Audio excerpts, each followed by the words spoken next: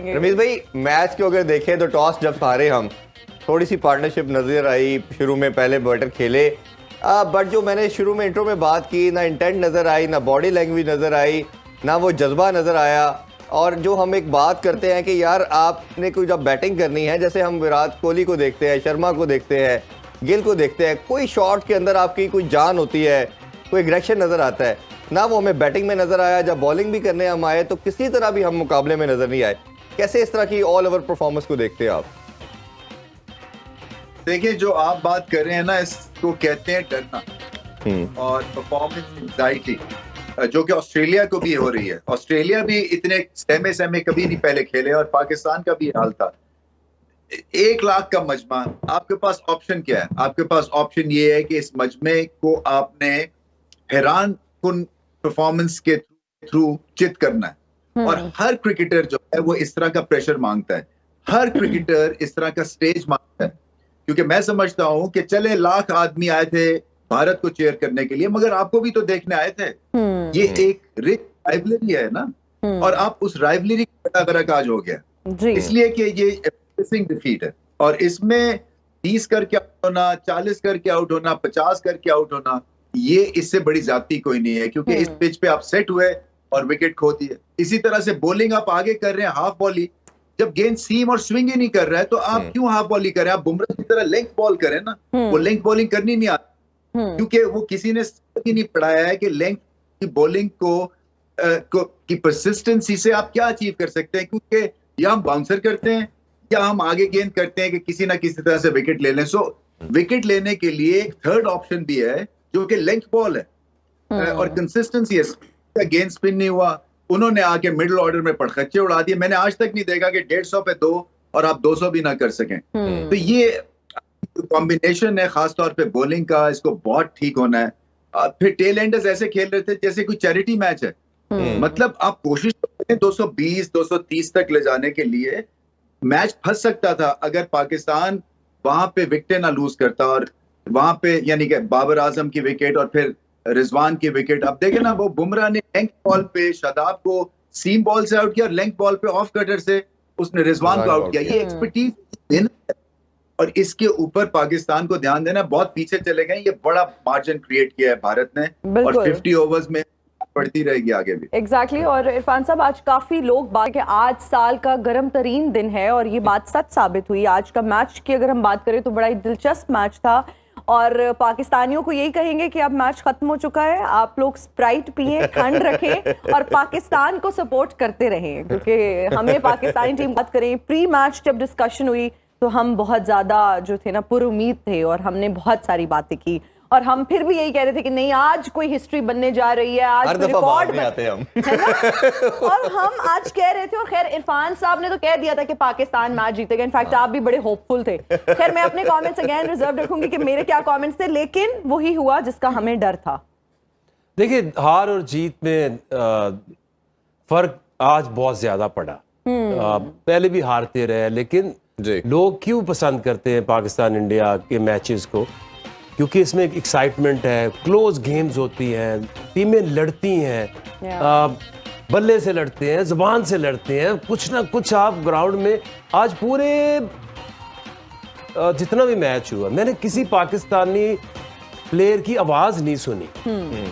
वो आपस में जो बैट्समैन भी बैटिंग कर रहे हैं, कोई कन्वर्सेशन नहीं है, कोई किसी से कोई बात नहीं कर रहा, कोई बंदा रिलैक्स होता है। फील्डिंग में भी आए हैं तो उन्होंने आते ही ऐसे ऐसे जगहों पे छक्के मारे हैं, कान ही लाल हुए, कोई बात तो इनसे निकली नहीं। तो इस तरह से ना हार जाना, चलो ठीक है, हार हम भी हार जाते थे, लेकिन सारा साल 4 साल जब भी मैच होते तो हराते थे। वहां जाके ठीक है अब हारते रहे, लेकिन ऐसे नहीं हारे कि आप खेले ही नहीं है।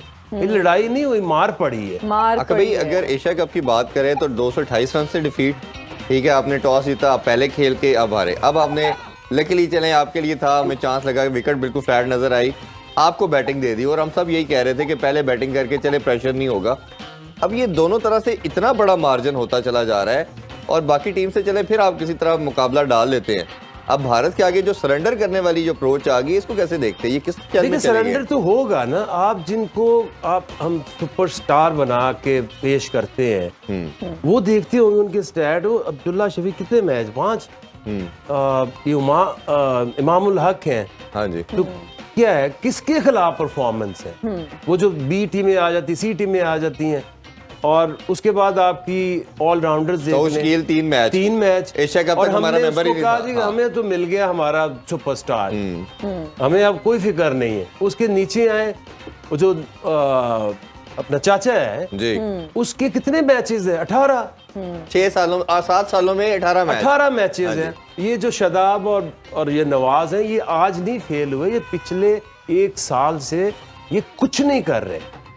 और एक चीज जब तक चेंज नहीं करेंगे, कप्तान की अप्रोच क्या है कि उसकी माइंडसेट क्या है कि रन्स बनने चाहिए, नंबर 1 मैंने बैटर बनना है। बैटर बनना है। अच्छा, इसी तरह ये चीज फिर ट्रेवल करती है, फिर रिजवान भी साथ मिल जाता है। अगर नंबर 1 2 है तो कम से कम तीसरे चौथे पे तो मैंने भी होना है। वो जो मिलते हैं अपने रन करते हैं। इसी तरह ये फिर रिफ्लेक्ट करता है आपकी बॉलिंग में भी जी। आपने नंबर 1 बॉलर बनना है, शाहीन ने भी और पीछे हारिस ने भी नहीं रहना। हाँ, उसने भी नहीं बनना। हाँ तो जी। फिर आपकी डायरेक्शन ही बदल जाती है। वेयर एज आप इस बंदे से, कप्तान से ये पूछें कि भाई आपने ये टीम बनाई क्या है?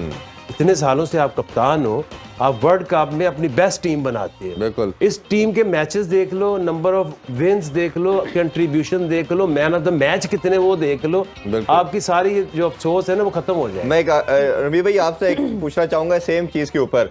अब जिस तरह हमने बात की, पूरी दुनिया वर्ल्ड कप की प्रिपरेशन करती है 1.5 साल पहले, और एटलीस्ट चले मिनिमम भी एशिया कंट्री हम 11th आवर पे चीजें सोचते हैं और करते हैं। अब हम साउथ स्किल हमारा पार्ट नहीं था, एशिया कप में भी नहीं हमने खिलाया, और सडन इंडक्ट कर दिया गया वर्ल्ड कप में। अब्दुल्ला शफीक हमारे स्क्वाड का परमानेंट मेंबर नहीं था, जो प्लेइंग 11 हमारी होती है, और ओबियसली रिजर्व में कभी होते थे कभी नहीं, वो भी वर्ल्ड कप में इंडक्ट कर दिए गए। इफ्तिखार ने जिस तरह स्पिन को खेला, वो सारे इंडियन प्लेयर हंस रहे थे जब 2-4 बॉलें उन्होंने खेली।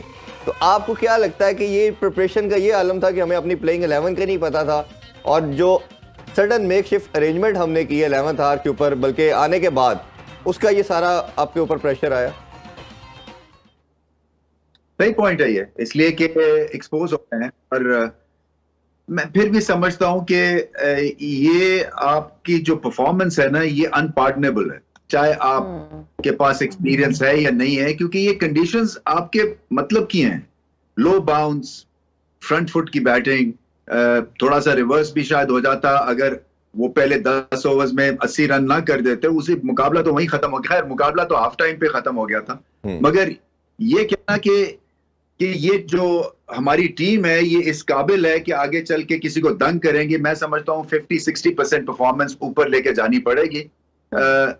मुआवजे होते हैं, मुआवजे हो सकता है, मगर इस लॉट के साथ जब तक कि आपकी डायरेक्शन नहीं बदली जाएगी, और सिलेक्शन से लेके और एटीट्यूड से लेके और कप्तानी से लेके, आपको हर जगह जो है ना अपनी गेम को ट्वीक करना है, और वो ट्वीक करने के लिए आप ब्रेव डिसीजंस लेने हैं, और वो ले पड़ने हैं। वो इसलिए कि ये परफॉर्मेंस फोर्स करेगी आपको, क्योंकि आपने जरूर चोट खा के ही चीजें करनी होती है। मैं देख रहा हूँ ये पिछले कई सालों से ये चल रहा है कि जब तक चोट नहीं लगती है हमें समझ नहीं आती है, और पहले हम चीजों को ठीक नहीं करते हैं, और फिर वही बात है कि पीछे भी बहुत काम होने वाला है। देखे ना, ये बुमराह हो गया, ये सिराज हो गए, ये पहले टैलेंट आइडेंटिफाई हुआ, इन पे काम हुआ है, स्किल लेवल इनका हर सीजन बेहतर से बेहतर है।